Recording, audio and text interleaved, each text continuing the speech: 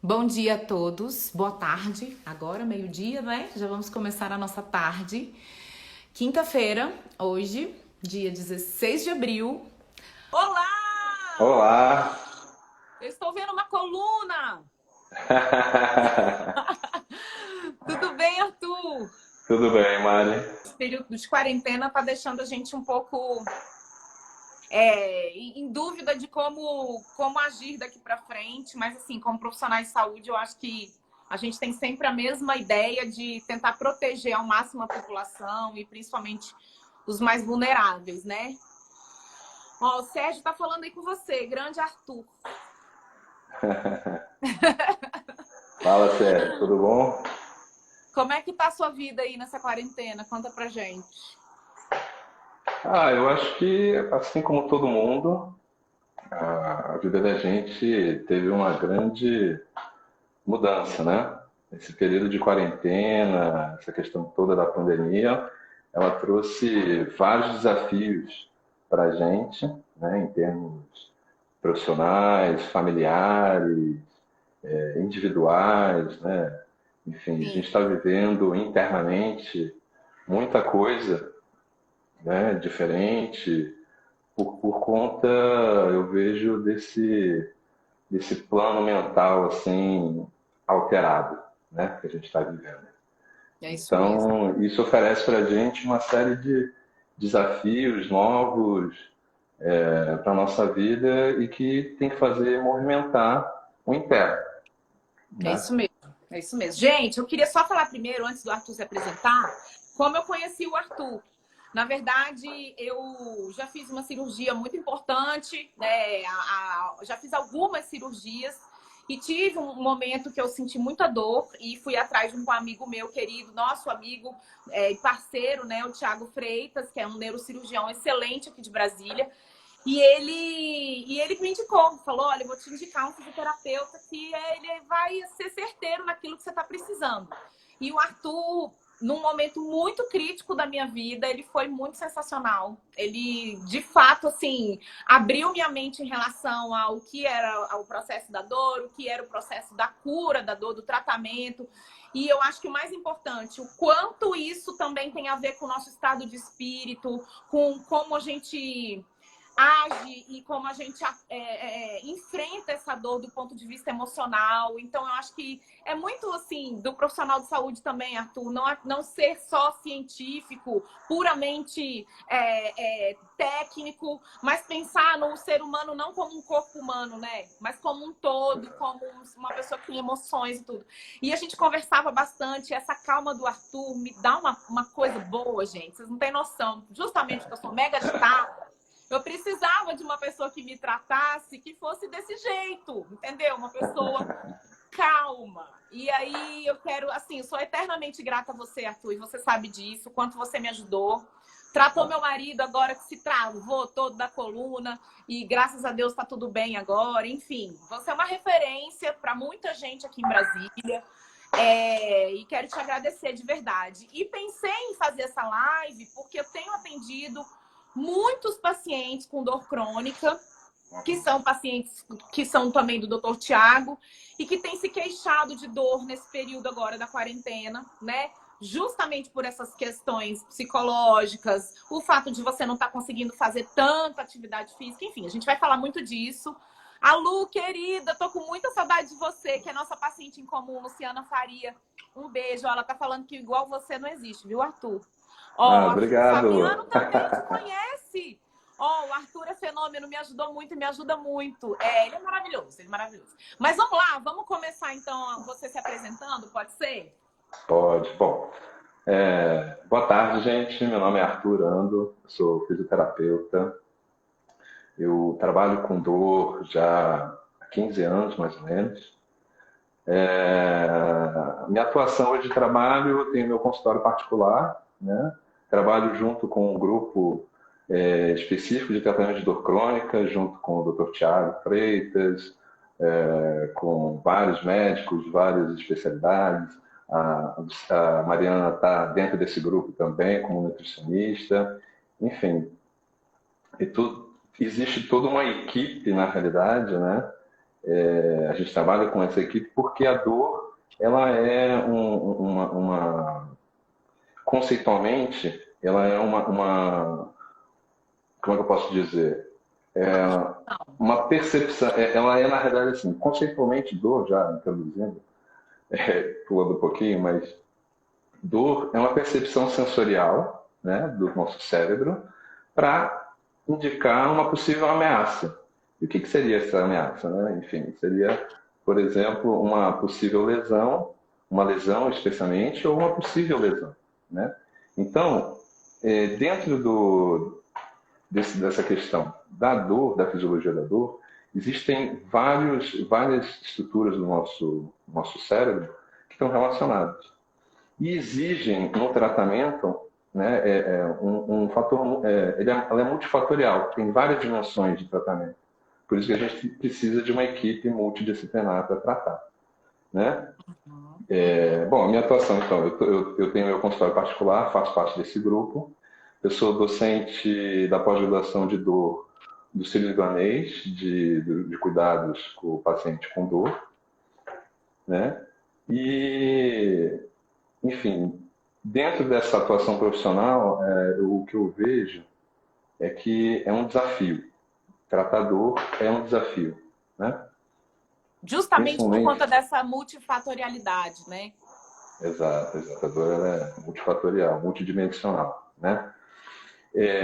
Dentro desse panorama que a gente vive hoje, né, com a questão da pandemia, com a questão desse isolamento social que a gente está fazendo, eu observo que existe uma modificação assim, no plano mental das pessoas, né? Assim, no mundo mental das pessoas. Então, toda essa questão do isolamento, a questão do medo, né, de tudo que está acontecendo, isso traz uma série de fatores que movem o nosso interno.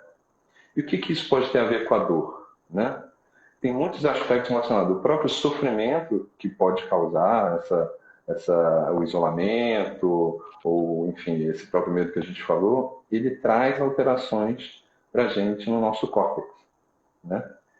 E isso faz com que essas alterações aumentem essa percepção sensorial que é a dor, né? E isso a gente está falando de qualquer tipo de dor, né? Porque aproveitando o gancho que a Rita perguntou, é só da coluna? Não, a gente está falando de enxaqueca, a gente está falando de dor de cabeça, a gente está falando de dor de qualquer dimensão, né?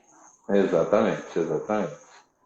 Então, a ideia é assim, a gente conversar sobre essas questões, né? Como é que cada um está observando isso, como é que isso reflete nesses pacientes que estão sentindo dor, né?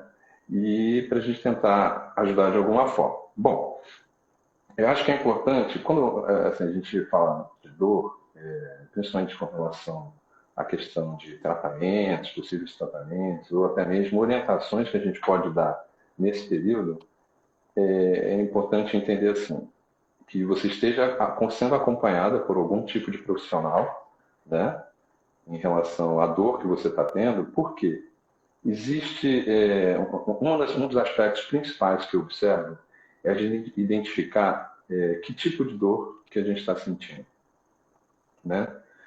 As dores na coluna, as dores de uma tendinite, as dores, por exemplo, do próprio travamento do seu esposo. Quer dizer, existem mecanismos que fazem com que essas dores apareçam, né? Então, se a gente entender que a dor ela é um alarme produzido pelo nosso cérebro para identificar uma possível ameaça a algum tipo de tecido do nosso corpo,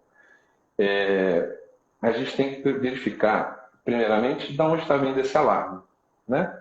Se é de uma estrutura, por exemplo, como um músculo, ligamento, tendão, o osso, articulação, né? Porque existem estruturas específicas que vão estar levando essa informação, né? Então, hoje, assim, de uma forma didática, a gente tem basicamente 3 tipos de dor. Uma dor que a gente chama de nociceptiva, né, que vem justamente desses receptores nociceptivos, que estão ali localizados nos músculos, nos tendões, nas articulações, nas nossas vísceras, né? Existe uma dor de origem neuropática, que é uma dor que vem de uma lesão ou uma disfunção do próprio nervo ou do sistema nervoso, né? Existe uma dor que a gente chama hoje, dentro de uma classificação atual, a gente chama ela de dor nociplástica. Essa dor nociplástica é uma dor que, de uma forma geral, que a gente pode falar, é uma dor que o nosso próprio cérebro produz. Então a gente tem que entender quais são esses mecanismos que estão ocorrendo para a gente tentar entender qual é o tipo de dor que a gente está sentindo, né? Para então a gente tentar desenvolver ou elaborar um programa de tratamento que visa, né, digamos assim, as especificidades de lesão de cada estrutura. Por Né? isso Porque, que eu acho que a sua anamnese é tão importante, aquele momento que você senta com a gente ali na primeira vez, né? Que a gente até acha esquisito, porque eu penso, cara, o fisioterapeuta ele não vai lá mandar eu deitar na maca, né? E aí o Arthur passa um tempão, 1 hora, conversando com a pessoa e tentando identificar quais são, de repente, esses gatilhos, qual é esse tipo de dor que o paciente sente. Isso é fundamental para você até pensar em que tratamento você vai fazer, né? Exatamente. Então, até para a gente escolher o tipo de diagnóstico. Então, a fisioterapia hoje, ela é um dos alicerces no tratamento de dor, né? Hoje você não tem como tratar qualquer tipo de dor sem um fisioterapeuta. Por quê? Também acho. Porque existem mecanismos hoje, dentro desses 3 tipos de dor que eu te expliquei, que, na realidade, a fisioterapia tem formas de tratar de uma forma mais efetiva, às vezes, do que a própria medicação, né? Não que a medicação não seja importante, na verdade, é um dos fatores, né, que vão estar junto dentro dessa questão multidimensional da dor. Né? É aquele negócio, não adianta você estar dopado de remédio se você não está fazendo a fisioterapia, não adianta você estar fazendo fisioterapia se você tem indicação também de tomar medicação. São as coisas que estão acontecendo todas juntas, né? Perfeitamente. Posso pegar um gancho nisso? Pode. Perguntar para você como é que é esse lance da periodicidade? Quantas vezes por semana considera-se uma fisioterapia para dor efetiva? Se existe isso, se é individual e se a intensidade também faz essa diferença? Eu tô te falando, Arthur, porque como eu atendo pacientes em comum com você e com o Thiago, no grupo de dor, eles ficam muito em dúvida e perguntam para mim, sabe, doutora, o fisioterapeuta às vezes falou para eu fazer só 1 vez por semana e eu fico super insegura. Será que se eu fizer 2 vai ser mais eficiente? Né? Me fala um pouco sobre isso. Bom, essa questão da periodicidade, ela depende de cada caso, né? Existem casos que a gente pode fazer com que orientar que o paciente venha 1 vez por semana, 2 vezes por semana, 3 vezes por semana, algumas vezes em algum tipo de tratamento específico, todos os dias, durante um período de tempo.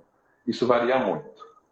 E isso de acordo com o diagnóstico que foi feito, né, com relação ao tratamento que foi programado. Mas o tratamento em si, ele é todo dia. Então, na realidade, se a gente for falar assim, em termos de dor crônica, o carro-chefe de um tratamento de dor crônica hoje é o exercício físico, a atividade física. Por quê?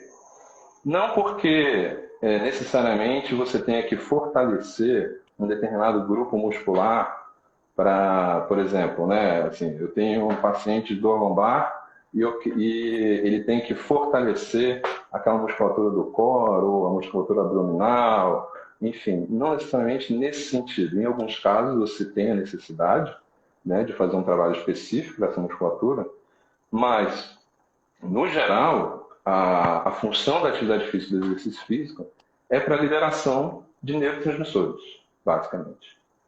Por quê? Porque os mecanismos neurofisiológicos da dor, o que ocorre? Na verdade, você tem um desequilíbrio lá no córtex, nas diversas áreas. A gente tem uma rede neural no nosso córtex que interpreta e produz o sinal da dor, né? O alerta. Então, Na presença de dor, a gente tem um desequilíbrio e alterações dessas redes neurais. A gente está falando de disparo mesmo, né, das sinapses. E nessas sinapses ocorre uma alteração, por exemplo, da parte elétrica. Né? Você tem um desequilíbrio, você tem elétrons mais negativos do que positivos. A sinalização fica com ruído, não dá certo. Né? Exatamente, exatamente. Então, a atividade física é um dos recursos que a gente tem hoje que mais libera neurotransmissores para ajudar a reequilibrar esses processos dessas redes neurais. Então, a atividade física é muito importante. Então, hoje, os artigos, hoje, em quase toda a totalidade, eles falam que, na verdade, a gente precisa de atividade física. E atividade física não é só a caminhada, então, né? Até porque a gente hoje não pode, né? A gente tem que ficar em casa. Então, como é que a gente pode fazer? Qual é uma estratégia? A gente precisa, na realidade, de diariamente meia hora de exercício físico. E aí a Cecília perguntou, mas como é que eu vou fazer exercício se dói? Eu sempre achei que se doeu, tem que parar. Boa pergunta, Cissa. Essa é uma excelente pergunta. Então, a questão da dor e do exercício, na verdade, o que a gente tem que entender, primeiro, é que o exercício ele é um grande aliado nesse tratamento de dor. Né? Então, o próprio exercício ele vai liberar analgésicos que seu próprio cérebro vai produzir. Ou seja, sendo bem orientado, mesmo no processo de dor, você pode fazer atividade mesmo sentindo dor. Isso. Então, existem alguns casos, algumas particularidades. Então, se você sente dor, por exemplo, no joelho, né? E, enfim, tem que fazer, né? Estou orientando, vai que faça atividade física, você não precisa fazer atividade física especificamente para o joelho. Tem outras partes do seu corpo que você pode exercitar, né?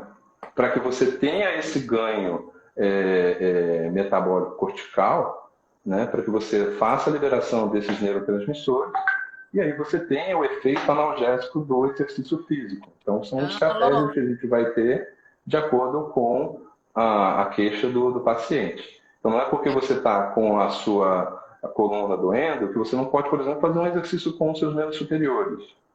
Né? Para isso que existem os profissionais para orientar que tipo de exercício cada paciente pode fazer. Legal, naquela condição que você está. Cícero, eu acho que ele respondeu bem, né? Quer dizer, se você está com dor em algum lugar específico, algum local específico, não necessariamente sua atividade física vai ser para piorar a dor daquele local, mas você pode fazer outras várias coisas sob orientação.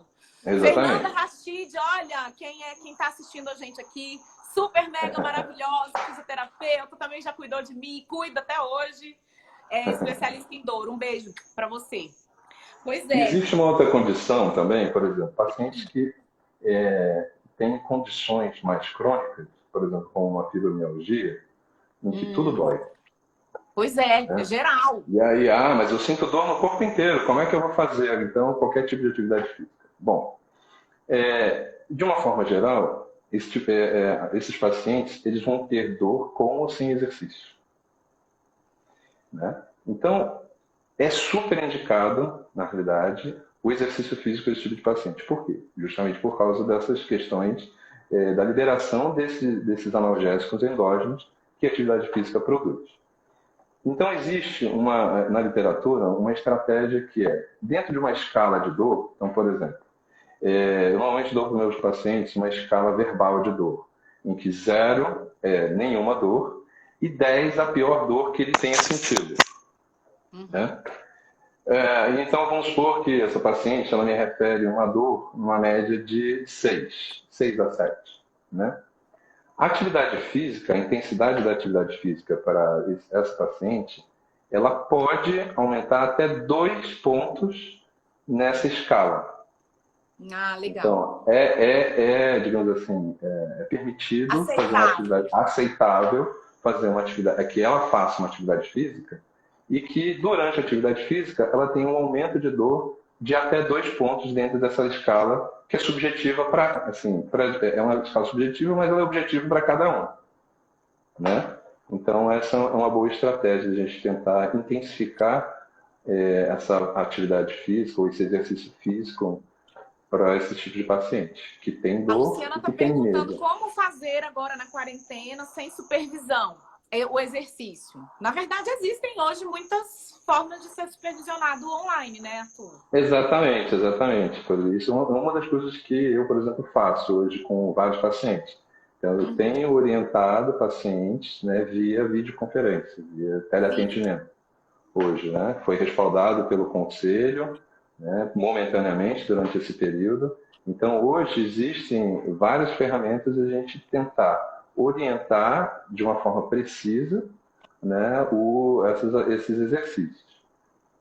Fazer Sem sozinho, na orientação. realidade, é interessante, na realidade, é que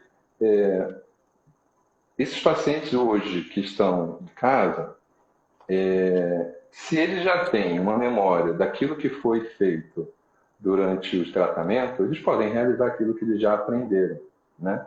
Mas, de uma forma geral, você pode se movimentar sem ter medo de se movimentar, desde que aquilo não te traga nenhuma dor durante a execução. Isso é o que eu faço e o que eu recomendo. Então, assim, você pode fazer.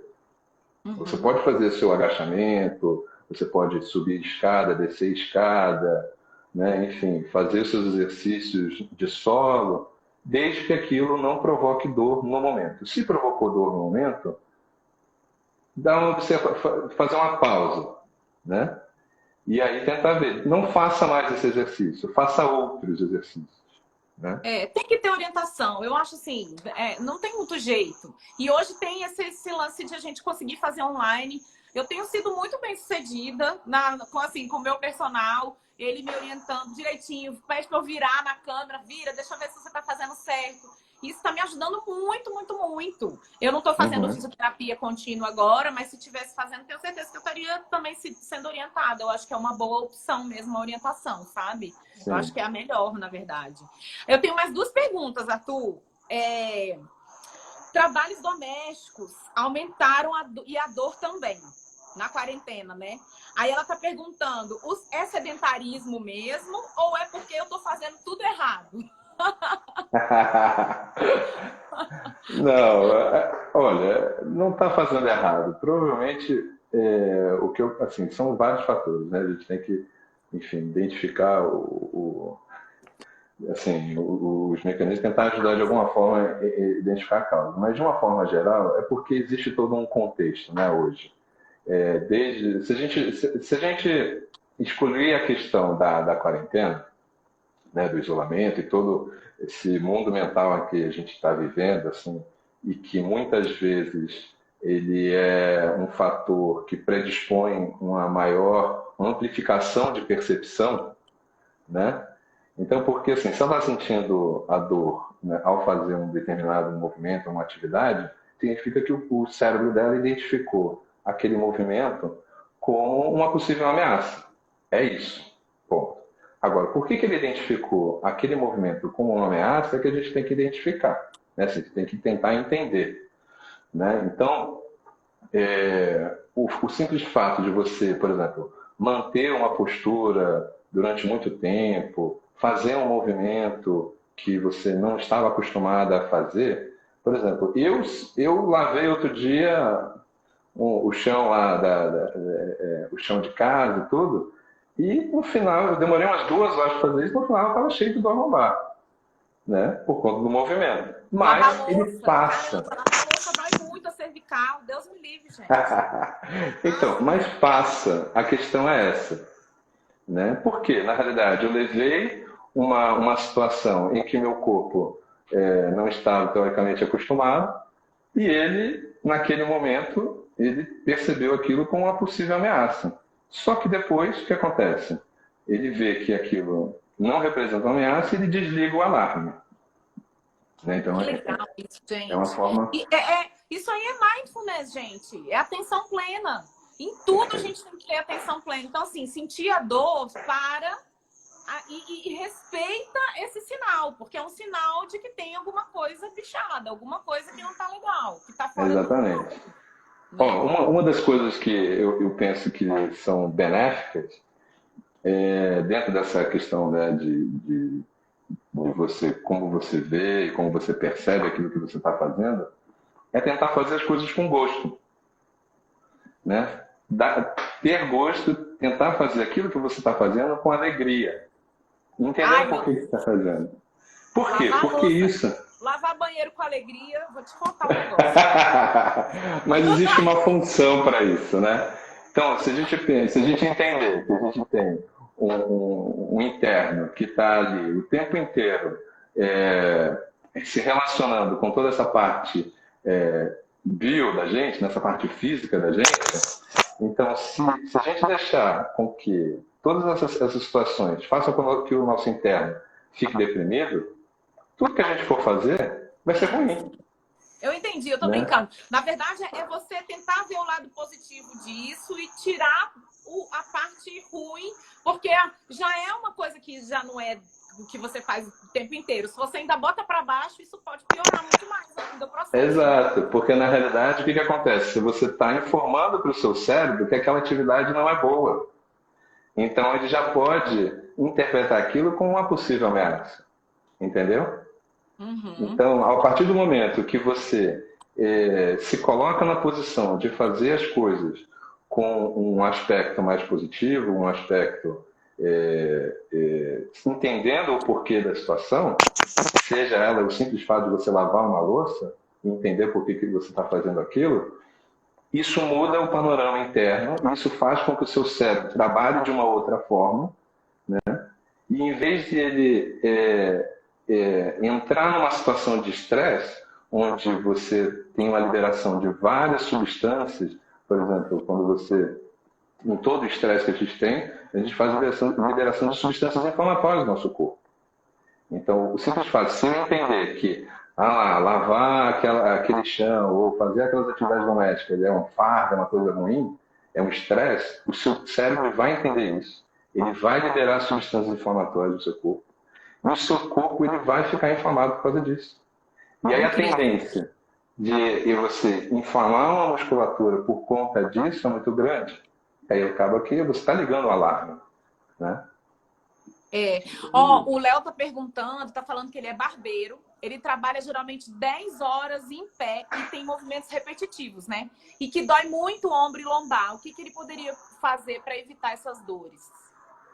Olha, ele entra justamente nessa questão das atividades, tentar fazer uma atividade física em casa para que ele possa liberar esses analgésicos endógenos, né? Se a gente for pensar só na questão da dor de uma forma geral, a recomendação agora, ou que ele procure um profissional para entender quais são esses parâmetros, ou se for só uma questão muscular, eu dou 3 dicas para ele.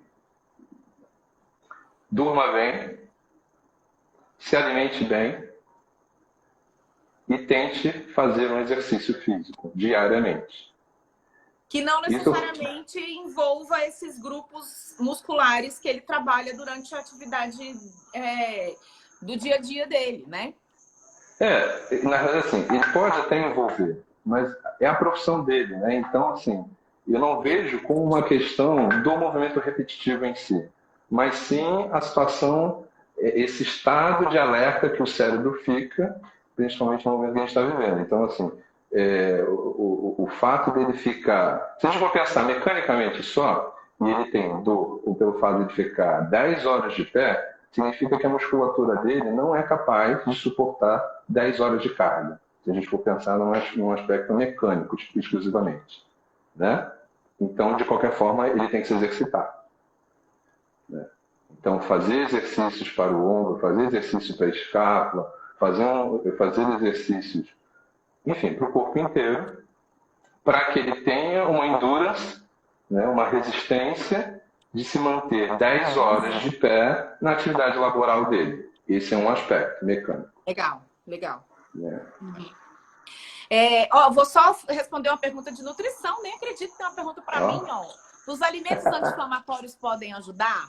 Na verdade, o que hoje a gente trabalha com dor crônica, Alexandre, te respondendo, é em normalizar a alimentação das pessoas. Não existe nenhuma evidência científica de que eu te dar um suplemento específico vai salvar a sua vida e vai salvar a sua dor.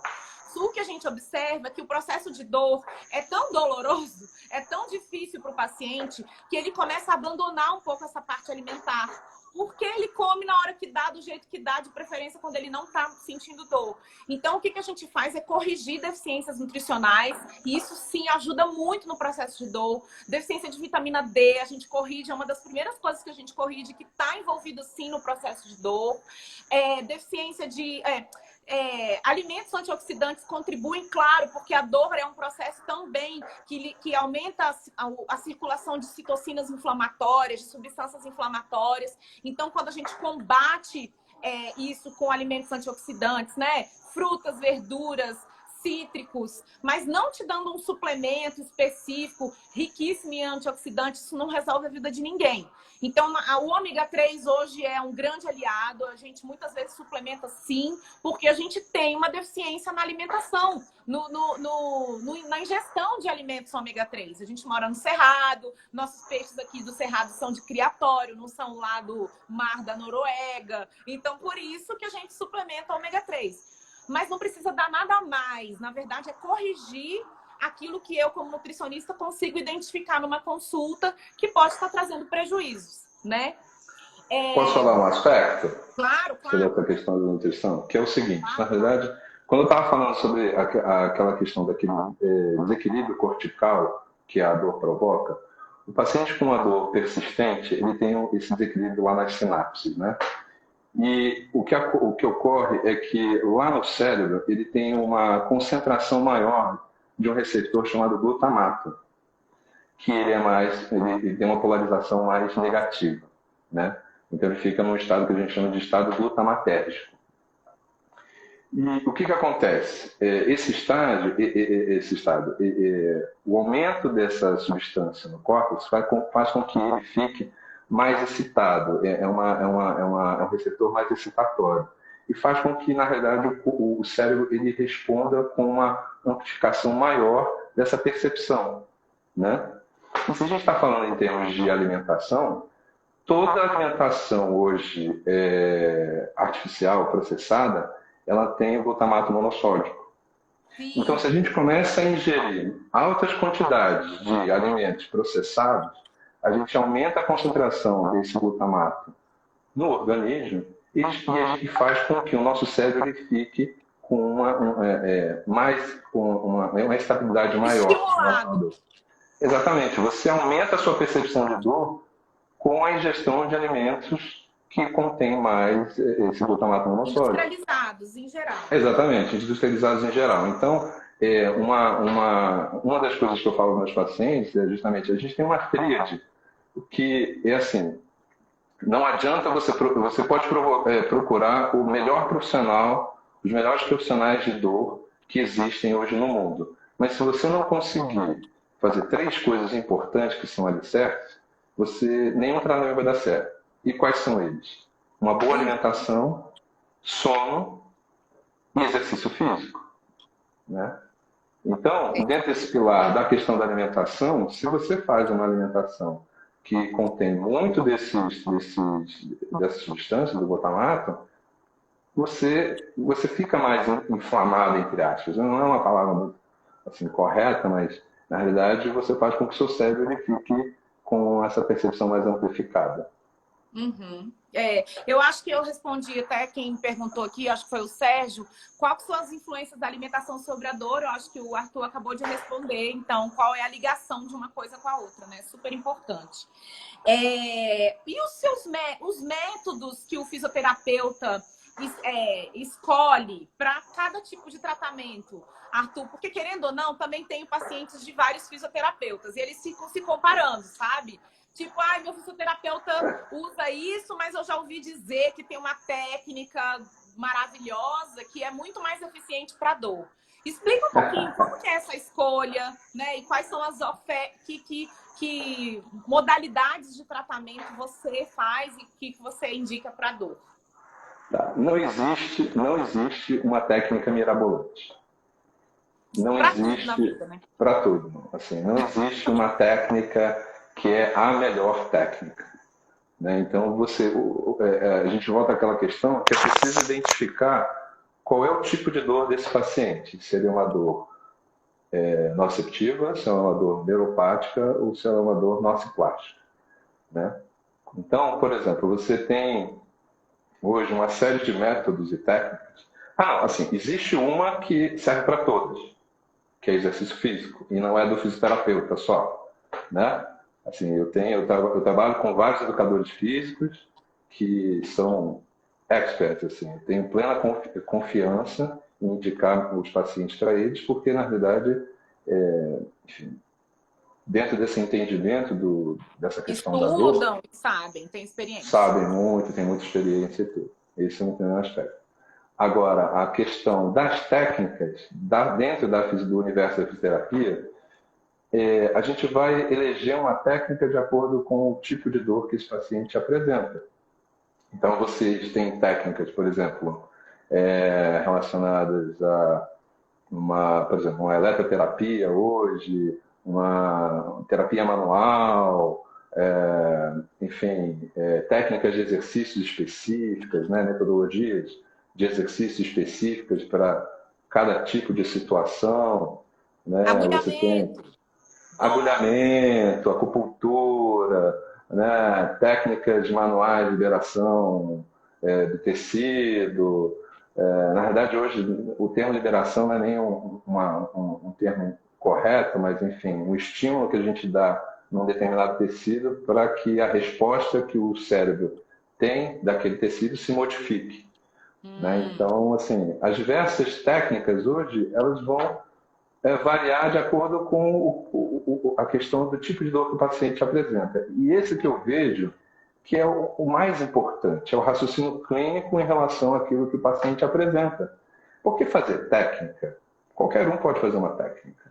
Né? Se eu ensinar o meu filho de 5 anos, né, como é que ele vai fazer, a pressão que ele tem que fazer, aonde que ele tem que mexer e tal, ele vai repetir aquilo. Mas o entendimento do porquê de utilizar uma técnica e outra, e esse que é digamos assim, o suprassumo. Não, isso é super dinâmico, né? Então, naquele momento, naquela semana, você está fazendo uma coisa, mas na semana seguinte o quadro já é completamente diferente, ou porque evoluiu, ou porque involuiu, né? E aí o método já muda também. Eu vi com a Fernanda, que ela estava fazendo as minhas últimas sessões, que ela tem uma mala mágica, uma mochila, que sai tudo dali de dentro. Eu choro de rir. Sai aquele trem quente lá para queimar a gente com a agulhinha, sai o TENS, aí tem manipulação, tem um monte de coisa. E dependendo, a primeira coisa quando começava a sessão era perguntar como é que você tá? Aí às vezes eu chorava meia hora.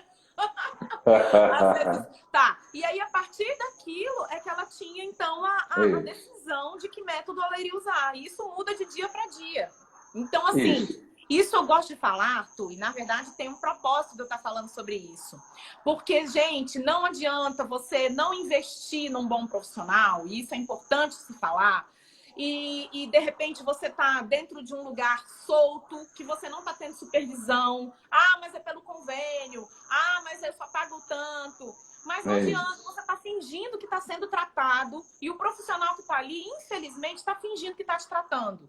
Então, o investimento é no bom profissional que vai olhar o seu caso individual e não vai pegar uma receitinha de bolo e te tacar para você. E por isso que não está dando certo. E por isso que, às vezes, a fisioterapia é mal vista. Porque generaliza, assim como em todas as profissões, quando se generaliza um tratamento, não é eficiente, porque você não está pensando na pessoa, no ser humano. Eu vou falar um aspecto assim, que ele é bem particular e é a minha opinião em relação à questão de como funciona, por exemplo, a fisioterapia de convênio, né? Não é uma crítica específica às clínicas de forma geral, mas é um modelo, né? Então, assim... E eu acho que é um alerta que a gente tem que dar, né, Arthur? Exatamente. Hoje, na realidade, da minha forma de ver, as fisioterapias hoje de convênio, das clínicas de convênio, elas trabalham ainda na forma como se trabalhava antigamente, onde você tinha o médico fisiatra e você tinha o técnico em fisioterapia que aplicava a prescrição do médico fisiatra. E Executava. exatamente. E é um modelo ele é repetido ainda até hoje. É uma fisioterapia do século passado, literalmente. Né? Então, assim, hoje, o que a gente propõe? Na verdade, os atendimentos, assim, a cada atendimento, ele é feito uma reavaliação. Eu sempre digo para meus pacientes que quando ele chega para mim, para a gente iniciar um tratamento, o que a gente inicia é um processo investigativo, né? Onde cada vez que ele vem, ele cumpre uma nova etapa dentro desse processo de investigação, que é todo esse conjunto de ações, né? Esse raciocínio clínico que a gente faz para tentar entender por que é que ele está com aquele alarme ligado. Né? Então, o que acontece? Que agora eu perdi o fio. Bom, então, com relação à questão da elegibilidade de uma técnica, é porque dentro daqueles tipos de dor que eu falei para você, a gente tem dois sistemas de analgesia que a gente chama. Um que a gente chama de top-down, onde a gente faz técnicas em que a gente visa, o objetivo é fazer com que esse sistema de analgesia ele venha do cérebro para o local da dor. E a gente tem técnicas ou métodos que vão visar um sistema de analgesia down-top, que é o quê? Da periferia até o córtex. Caminho de ida e caminho de volta. Exatamente. Então depende muito de qual é o processo, qual é a via de dor, qual é digamos assim, a fisiologia daquela dor. Qual é esse tipo de dor? Então não adianta eu querer utilizar, por exemplo, técnicas manuais, por exemplo, para um paciente que tem uma dor nociplástica. Esse paciente que tem uma dor nociplástica, por exemplo, quem são os pacientes de dor nociplástica? Pacientes com fibromialgia, pacientes com enxaqueca, pacientes de dor crônica de uma forma geral, eles têm características nociplásticas.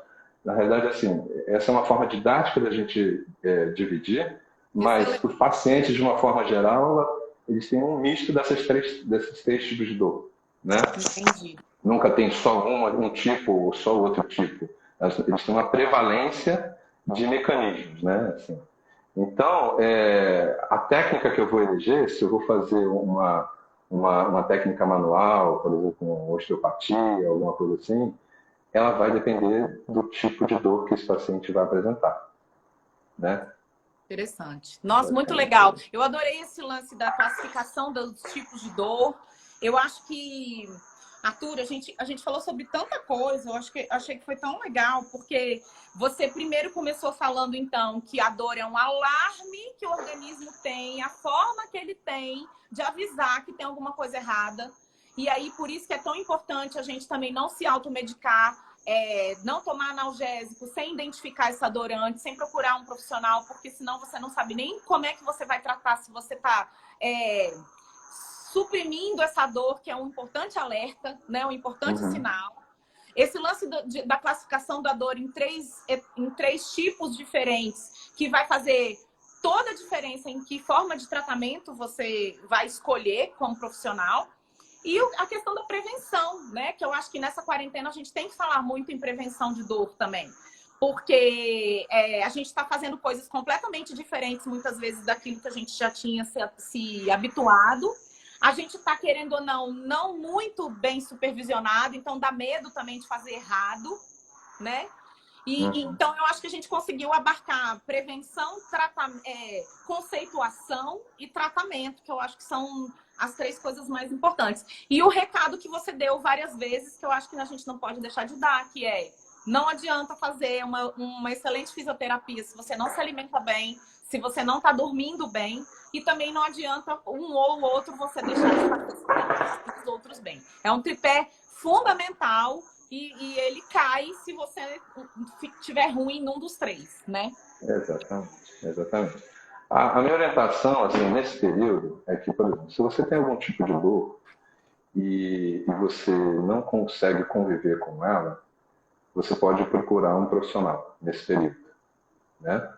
E todos os profissionais da saúde, eles estão todos com muito cuidado, tendo ciência de todas as orientações e estratégias de enfim, segurança, higiene, controle, né? Então, se realmente você sentir que você não está suportando a dor, você pode procurar um profissional, né? O que a gente quer evitar ao máximo é que as pessoas se encaminhem para um hospital. Exatamente. Né? Às vezes é importante ir no consultório, sim, com todos os cuidados, e não deixar aquilo virar, agudizar de um jeito que você tenha que concorrer na emergência com o paciente com suspeita de Covid, né? É claro. Então, na realidade, a orientação ao máximo, fique em casa. Fique em casa. Eu acho que tem uma questão bem importante que a gente tem que eu tenho pensado muito e tenho orientado alguns pacientes, que é o seguinte: vamos trocar o crer pelo saber. No sentido assim, de que cuidado com as informações que estão sendo vinculadas, né? Tente buscar informações seguras de profissionais que estejam se baseando em artigos, em estudos que realmente têm uma relevância, né? Não fique no achismo, porque todo esse ambiente mental vai fazer com que a mente da gente fique de uma forma ruim, né? O humor da gente fica alterado, a gente começa a se desesperar, né? E isso tudo faz com que a gente entre num padrão cortical mais excitatório e com uma percepção maior, né? Com certeza. Então, primeira coisa, assim, até é muito engraçado, assim, a gente falando sobre alimentação e tudo, mas uma coisa muito importante que eu acho que é a gente fazer uma dieta mental. Então, escolha as informações de fontes seguras e se atenha a elas, né? E não dê ouvido a esse turbilhão de informações que hoje corre por aí, porque isso faz uma confusão mental. Com certeza. A partir daí, enfim, da questão.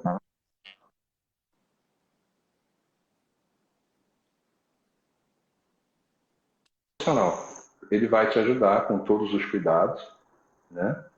E vai saber te orientar, seja por uma consulta presencial, uma consulta por teleatendimento, ou muitas vezes a necessidade de se fazer um tratamento domiciliar, enfim.